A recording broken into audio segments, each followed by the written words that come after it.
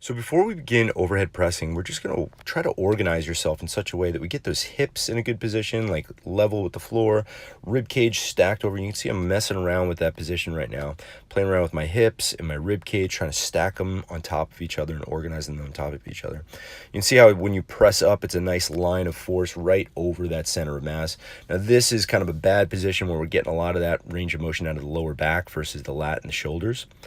And again, reorganizing myself, trying to stack that rib cage on top of the hip and pressing up, finishing right over my center of mass. Now this is our overhead press, or OHP we call it. Now there's a couple things that I want you to know. First thing is we're playing around with that wrist and elbow position. We want to make sure that those elbows are right in front of the body, wrists are stacked over the elbows when we're pressing up. We're starting that bar right by your neck and almost by your chin. Now, the next thing I want you to think about is like grip those toes into the floor, lock out the knees, squeeze the butt nice and tight, and we're going to try to lever at that butt. So again, we're trying to organize the rib cage over the hips, squeeze the butt forward just slightly. That's going to give you a little bit of clearance to get the bar around your head. So let's take a look at a few bad positions. So you can see this first one, we're getting a lot of arch of that lower back, kind of faking that overhead range of motion. The weight is finishing over your center mass, but you're getting a lot from the lower back.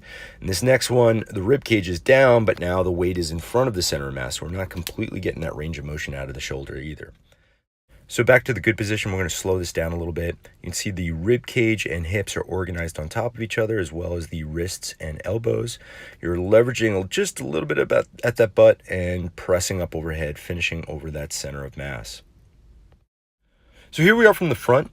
You'll notice that the wrists and elbows are just outside of the shoulder, if not like even with the shoulder when we're pressing up. When you get to the top of that range of motion, we're trying to push that head through and lock out those elbows. Now here we are, this is a little bit too wide.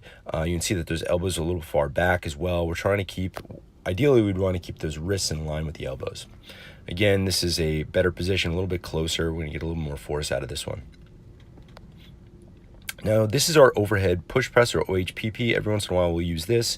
You'll see a quick dip in the knee, and we're using those legs to drive that weight up.